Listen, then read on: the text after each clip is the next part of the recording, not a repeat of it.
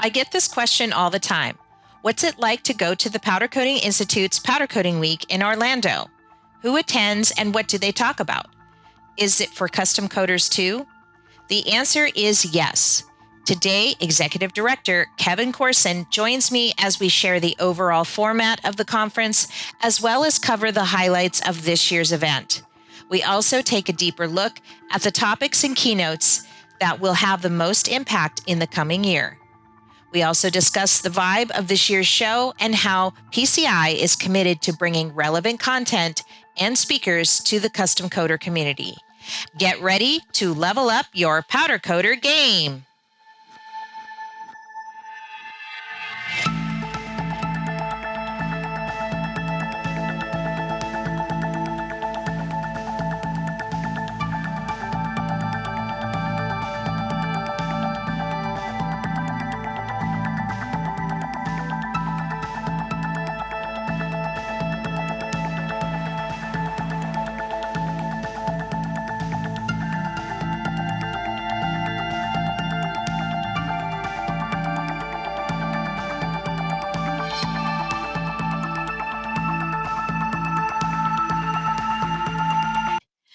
Welcome to the Powder Coater Podcast. I'm your host, Kim Scott, where we talk about things about powder coating and interview influencers and talk to experts like our guest today, Kevin Coursin. How you doing, Kevin? I'm doing great, Kim. Always wonderful to talk to you. I see you've got your branded shirt on today, so yeah, I can tell you've got your PCI hat on today, which is called the Powder Coating Institute. It's been a while since you've been here, so I'd like to ask you. Let's maybe review what is PCI and what does it do. Oh, okay. I'd be happy to do that. The Powder Coating Institute, it's a trade association that's totally dedicated to powder. Our primary focus is to promote the powder coatings and to educate all our members and workforce on how to do powder coating. And that's part of where all our education comes in. We call it doing powder coating done right. You know, we don't want to have any problems out there and a bad name for powder. We wanted everybody to understand what it is and how to put it on correctly. Yeah, and this isn't your first rodeo here at the podcast. I mean, we talked about the industry and how big it is and where it's going, and it's definitely growing. That's Yes. for sure. We got some good indications. In fact, I brought some PowerPoints up from the Powder Coating Week in Orlando. But before we get started doing that, I want to kind of just break, and I hope I don't mess up our jive or anything, but one of the things that one of the few first episodes that you ever came on, we talked about how are we going to fill this workforce. You know, it's always been top of mind for me. I've always asked the experts any chance I get that have come on the show, because we all know that we're struggling trying to hire the right people. And where are they?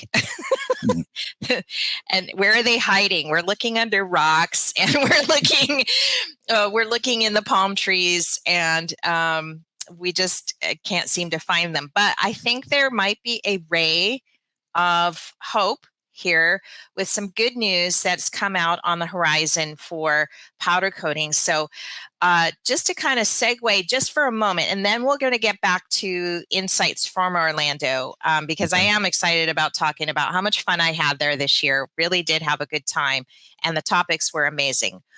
But let me share my screen here, because there is a new article that's come out in the last week from Fortune and New York Times, talking about how Gen Zers are switching to trade schools, and learning the trades now instead of spending all the money and time at college only to get. So there's some interesting stats that I've kind of put together here, but one of the first things is, we've addressed a lot of it is just, especially in powder coating, a lot of these guys are in their 40s and they have a lot of information over the years that they've gathered, a lot of experience. And so the average age for powder coating is, these guys are going to be retiring in 10, 15 years, and what are we going to do with this knowledge, right? Where is it going? Is it just going to go retire and walk away, or are we going to try to act on what's available to us? But I'm just going to share this video here about the news. Among college graduates, half of them are actually working in jobs where bachelor's degrees aren't even needed. And so, not surprisingly, all that is conspiring to create a feeling of skepticism. Do I need to go to four-year college to be successful? Do I want to take on that debt? Is it the only path? Are there alternate paths up there? And so if you look at some of the... So that was the first one. I don't know. Did you hear that, Kevin? Yeah, I heard it. Yeah. So basically what they're saying is you go out, you get this degree, you pay $100,000, $200,000 for a degree, and then you don't need the degree that you end up being a barista. Right? An overeducated barista. Exactly, a very good one, but yeah, this next one really inspires me a lot because it is Mike Rowe, and he's been kind of at this question, or trying to answer this question about trade schools versus college for a long time now. And, he has a foundation and stuff. So he was on a different TV show. So I just want to switch tabs here. Let's see if I can share this tab. And I'll hit play. And the simple data is undeniable. Gen Z, for all the criticism that they take on a daily basis, is actually stepping up. And they're the first generation in 50 years to say, hey, wait a second. Why would I borrow $200,000? Why would I do that? Yeah. Right? It's a good question. And they're seeing on TikTok, people's crying in their cars. I'm $200,000 in debt. I've got a C average from a middling college with a liberal arts degree, and I can't get a job. And I think it's an excellent point. You run an amazing work ethic scholarship. What's your reaction to this news? Do you think it's propaganda? Do you really think, they're saying that 16% people have signed up, like the most amount of people have signed up for these trade schools, mostly construction, some plumbing and HVAC too as well. But, that's a huge jump from just a few years ago where it was just all college. Yeah, I think, if you go way back and probably to my generation, because I'm much older, when I was in high school, we had to take wood shop and metal shop and, all that type of thing. So you were exposed to it, and they offered more towards the trades than they did. And I think the pendulum has swung too far, and it's coming back now to balance itself out again. Because there are some very good jobs out there where you do not need the college education. Like they said in the talk there, you don't have to put you in there, and you can make a nice living. And even especially right now with the baby boomers retiring and that, there is a low end of it. So pay has increased because, in order to attract those people to come in and be able to do those jobs. Right. There's less people to fill those jobs and stuff. There's also like a lot of talk about reshoring. There's a lot of talk about not relying on China so much for manufacturing goods and services and stuff like that. So, there are lots of factors to this. This was just some headline news about calling these Gen Zers the tool belt generation. I think there's a lot to prove just yet, but I'm encouraged. I'm encouraged to know that maybe the trend is changing, or the sea change is happening for that. And maybe it'll be easier to, we've often talked about what PCI can do for custom coders more and stuff like that. So as we, let's move on to some of the insights from Orlando, because there was the custom coder forum. It usually starts off with that. What type of people, right, usually attend these because you have it broken up into a couple of different phases. You have this custom coder forum, and then you have the technical conference. They're both all technical, not all of it, but like a lot of it is. So what have you seen, in terms of attendees? What would you like to see in terms of the future attendees? Well, we always try and provide programming for the variety because, as you said, there are the people that need to operate and manage the shop itself, but then you have the technical side for the equipment and things that have to be designed and installed and then taught to the end users on it. So you really have a wide range, and that's one of our challenges is making sure that we get information out there. But like you said, when we started off on Powder Coating Week, we do our 101 back to basics, basically on powder coating. Yeah. And we had 108 people at the class. It was stuffed. It was stuffed to the gills. But when we ask up front, how many are new to powder coating? More and more as we go on, more hands are being raised saying, "Oh, really? This is my," yes.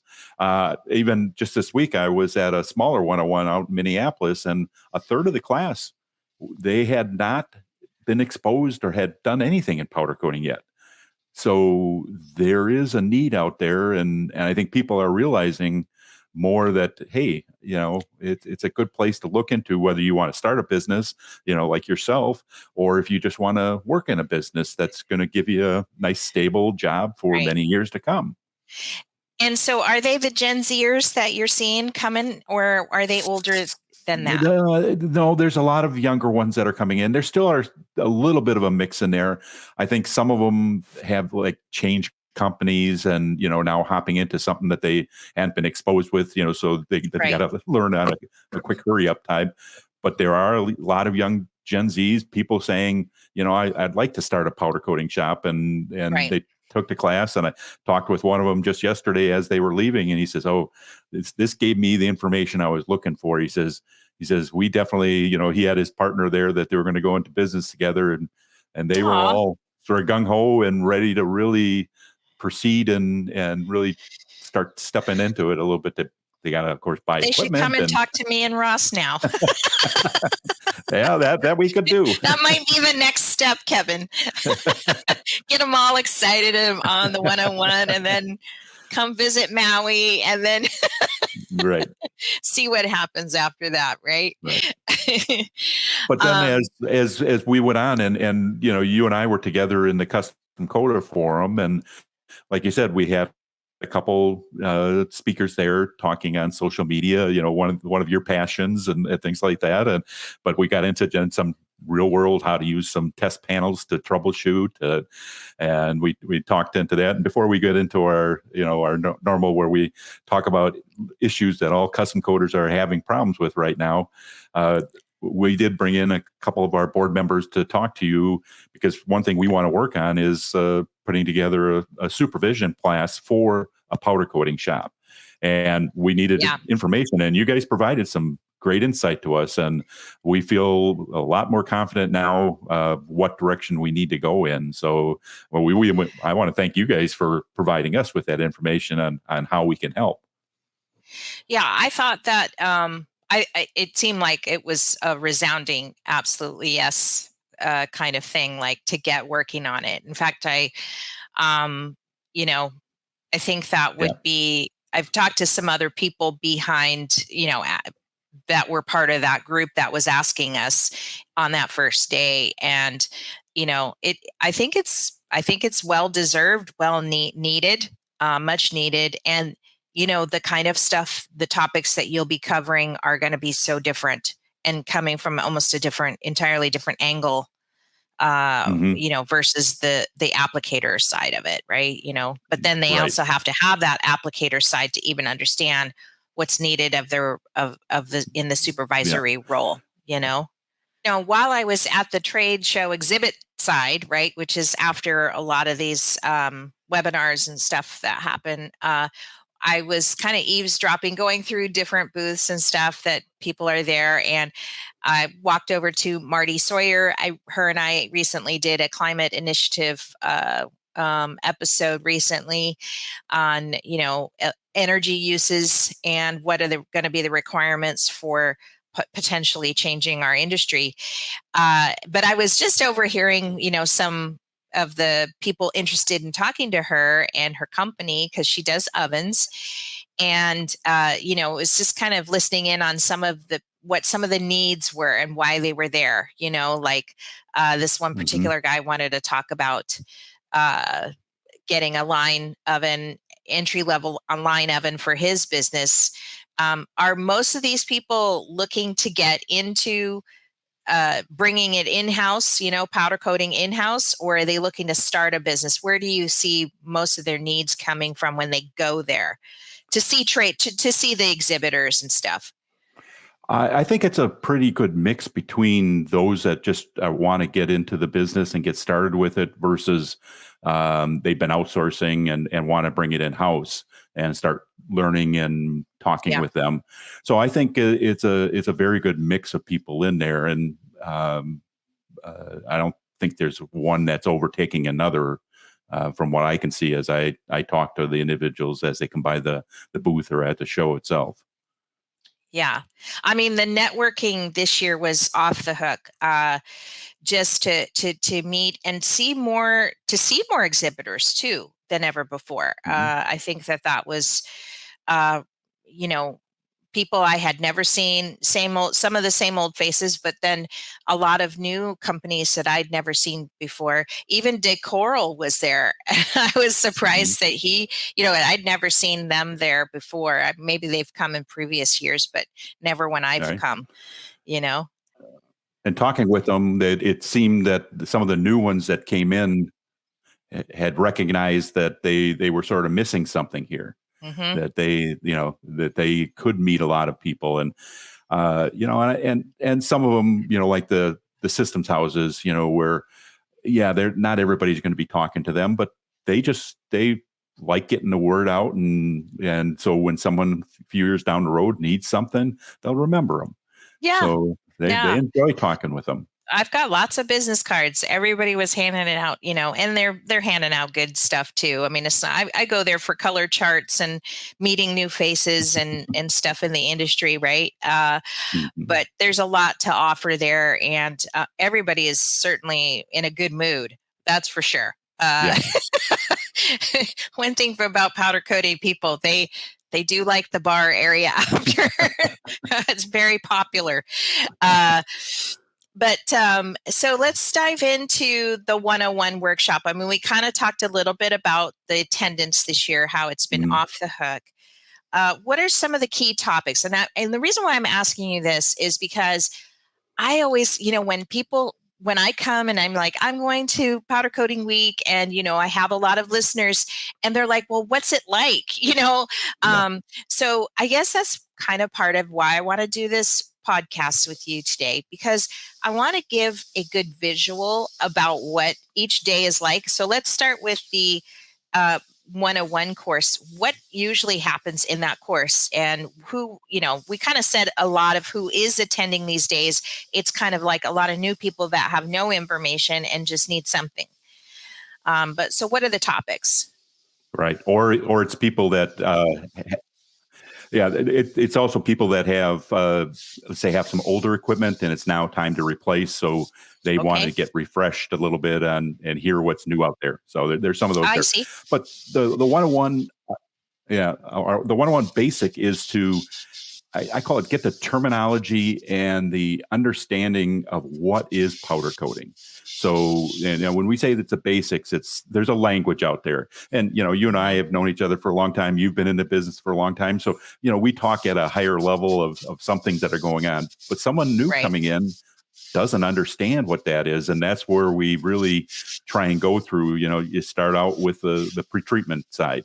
And, it can include chemical as well as blasting, but it's the why you need to do it and the advantages. If you do it, you put a conversion coating, and what does that get you? So you can understand the talking on that type of thing. And then we go into the powder, all the different types of powder. When to use this type versus another type, or and again, the chemistry side of it can get some people hung up a little bit, but that's why we provide the workbook and the handbook, because you sometimes have to go back and look it up.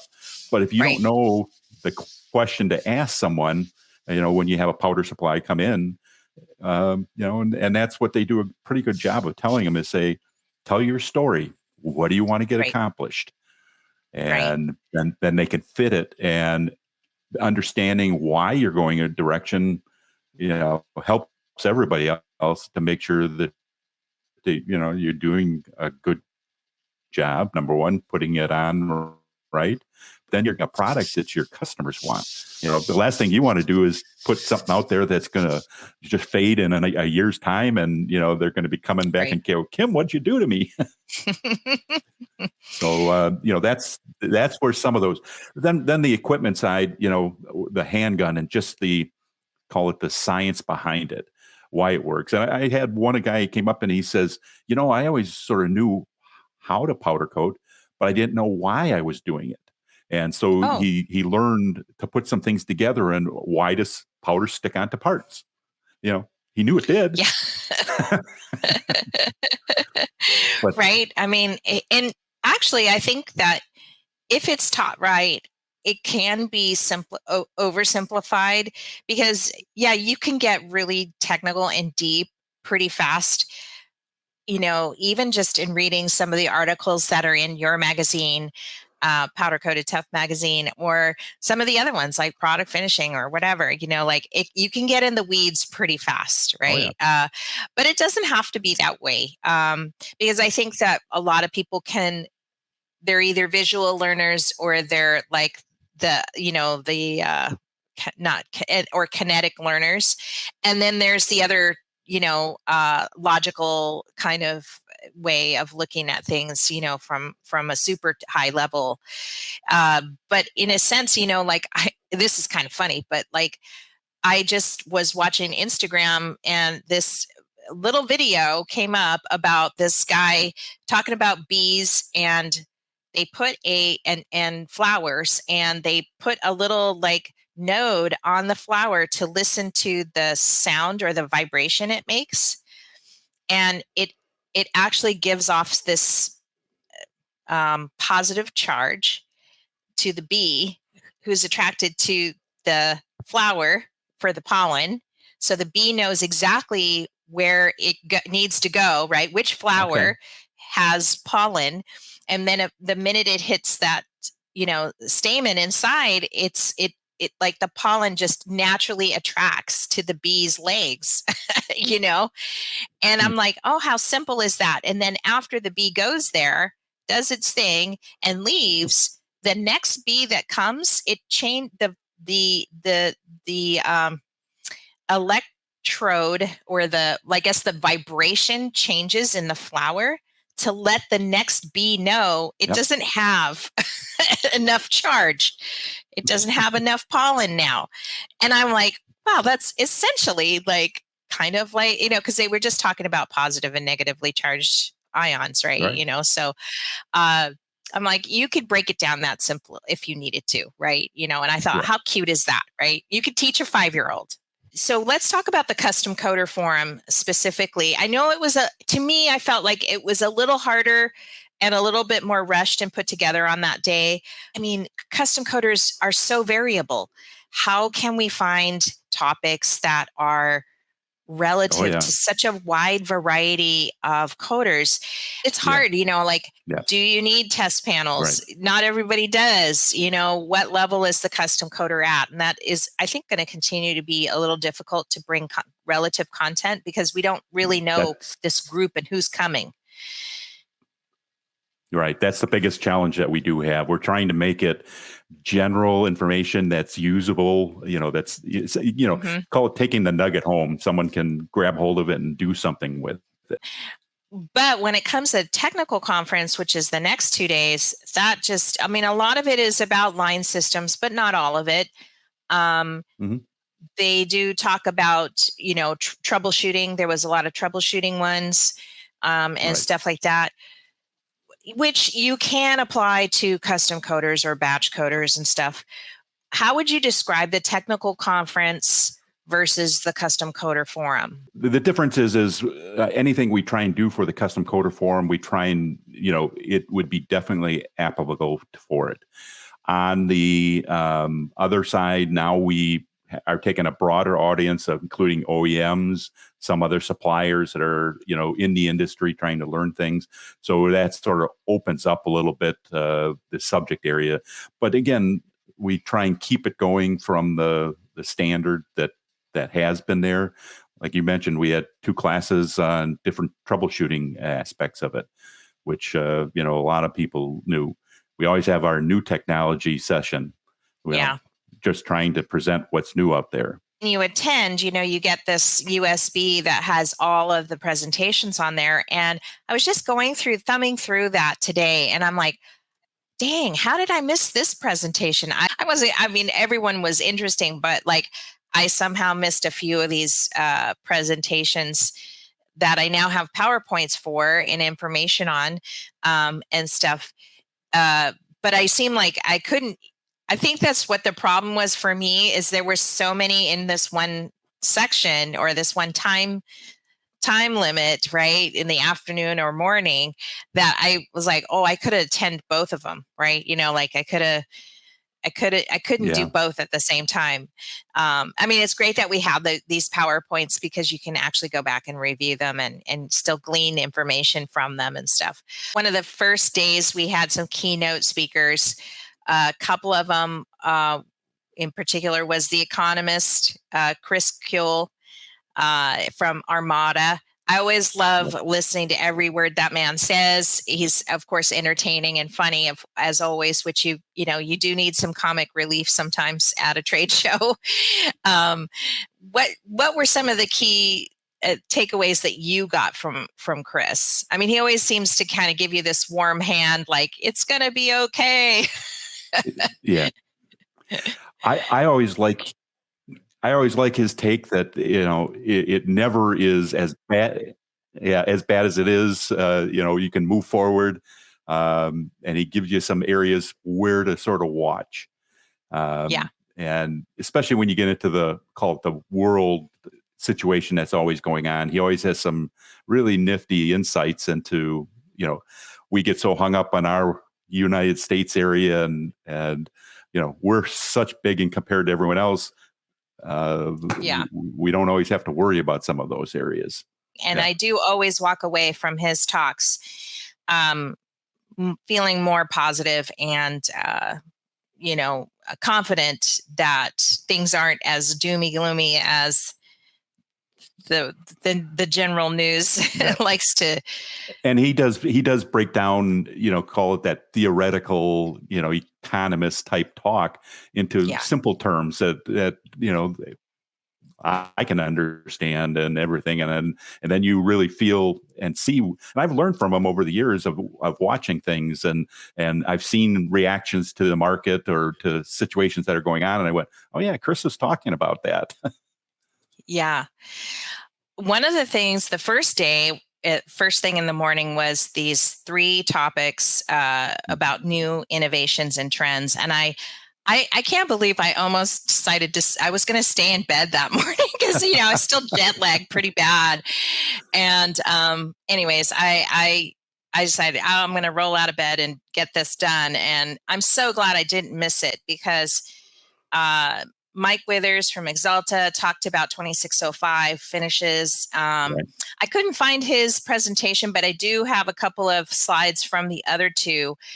She talked about EV, Sarah Mueller. Yes. Right? Yeah. Yeah. So, and it was the first time I ever heard from like a PPG person talking about the EV market, which is, obviously everybody's talking about it, and how possibly, and this is the slide that I liked the most, where, we're talking EVs are important because powder coaters will be doing more powder coating on EV cars versus regular gas guzzling cars today, right? Right.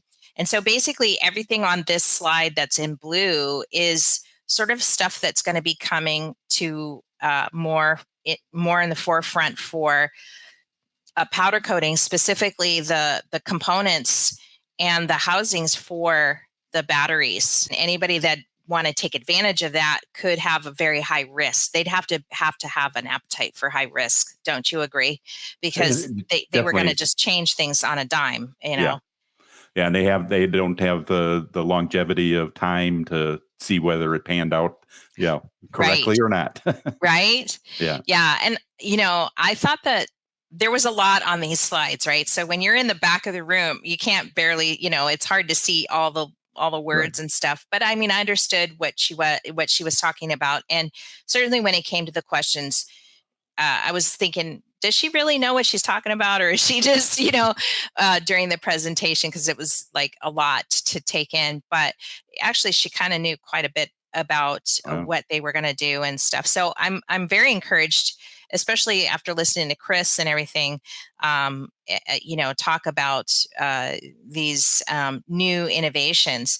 I think the second one was the guy from the wood coating side, right? Let's see, what's his Keelan Polymer, Michael Knobloch. Right. He was really cool. And one of the questions I asked after listening to his presentation, which, there's a lot of upside to his business for sure, because pretty much every cabinet in the world is painted with solvents, almost all of them, right? Or something like a solvent-based paint. So the upside, I mean, we need cars and we need kitchen cabinets, right? Everybody does. So these are two huge game-changing technologies that if we can make them more, present and, fully functional Death Stars, I think they'd definitely be. Right. But they're still kind of experimental in the sense that the window for just having the right dial in the right temperature, the right moisture level for wood and everything is a really small window of success. So would you agree with that? Or although the window is small on wood, they've been working on it for the last 10 to 15 years, and I think we're a little bit beyond the experimental now. I think we have the knowledge. It's there, and it's the one thing that really didn't come out when they were talking about it. That having myself been involved with it, it shows the two different markets. The EV market is really being pushed quickly from the people that have to provide it. They need the batteries, they need all those type of things. So everybody's rushing to catch up on it. The wood has been doing it a little bit, and we do. I mean, there is still quite a few wood panels and cabinets that are being powder coated. They have proven themselves out. There is a cost savings in the installation side. Now, what we're getting to is all those companies that had all those expensive liquid systems out there are getting old, and now they have to replace. Yeah. So now if you're going to look at a system putting in, let's take another look at this powder stuff. And I think you're going to see people coming in a little bit more on it.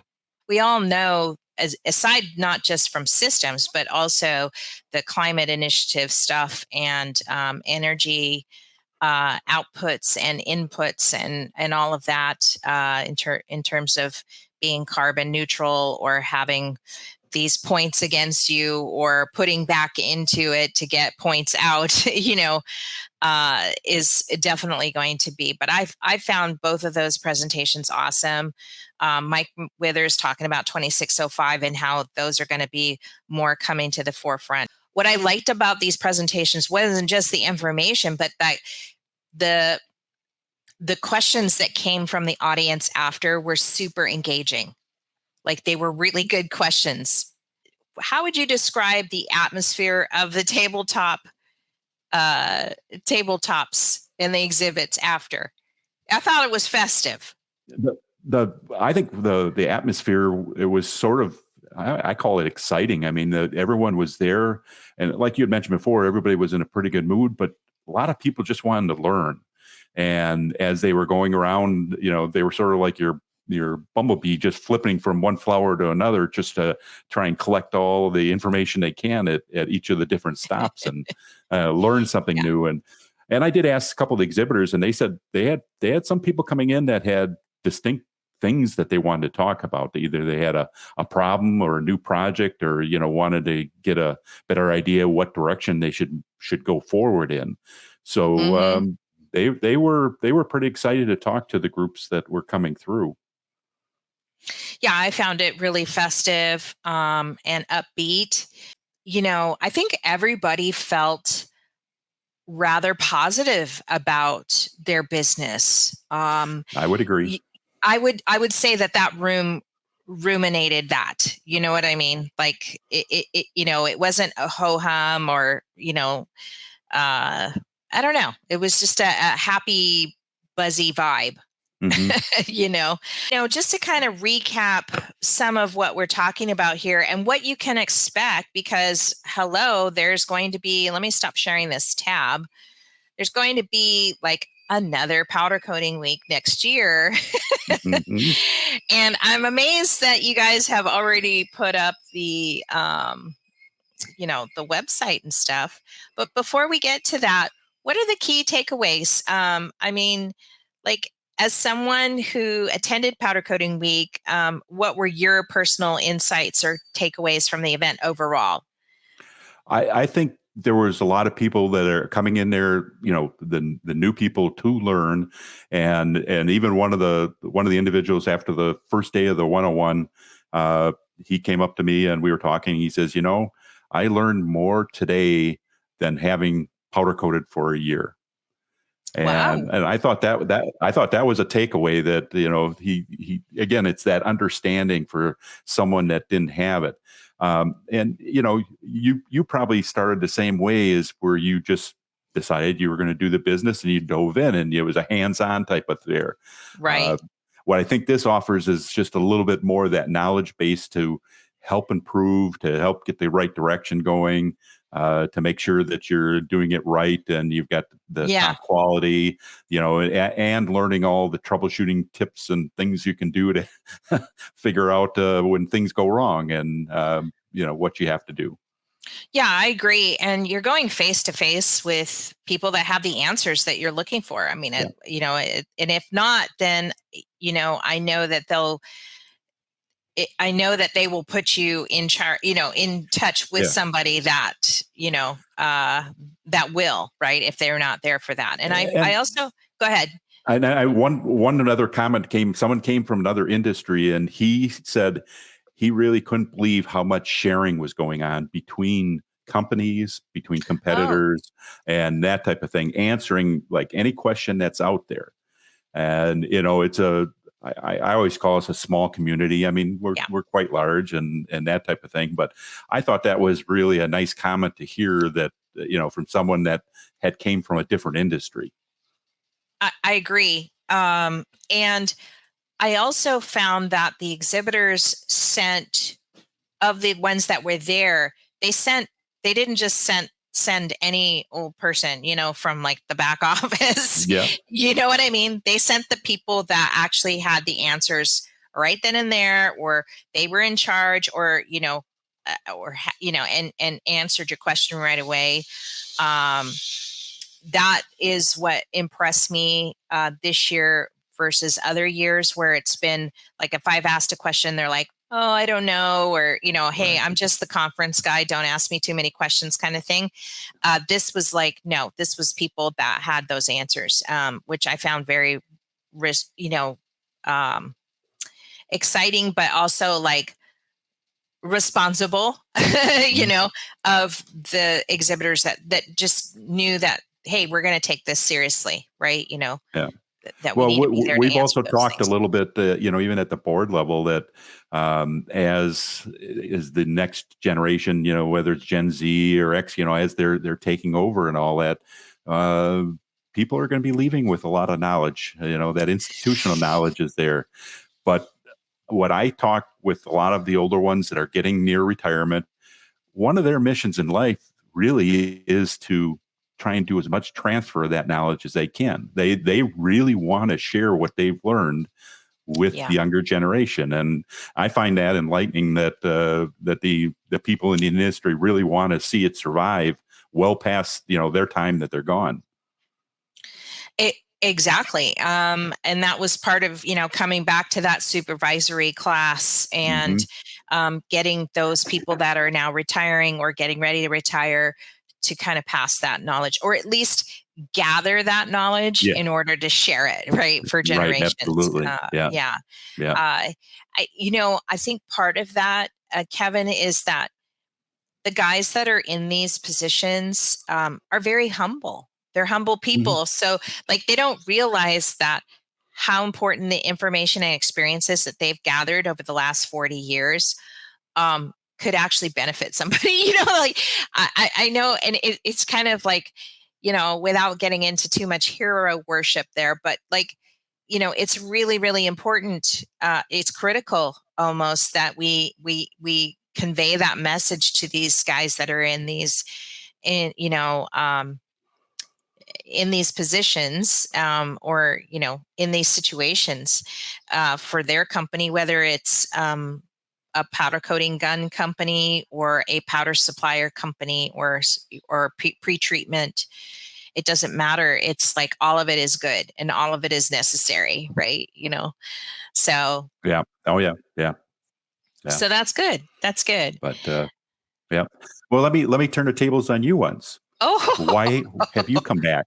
Why have you come back to the Powder Coating Week for several times?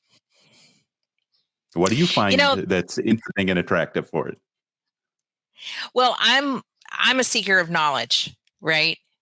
So I love the fact that I can get access to these people because I am so far away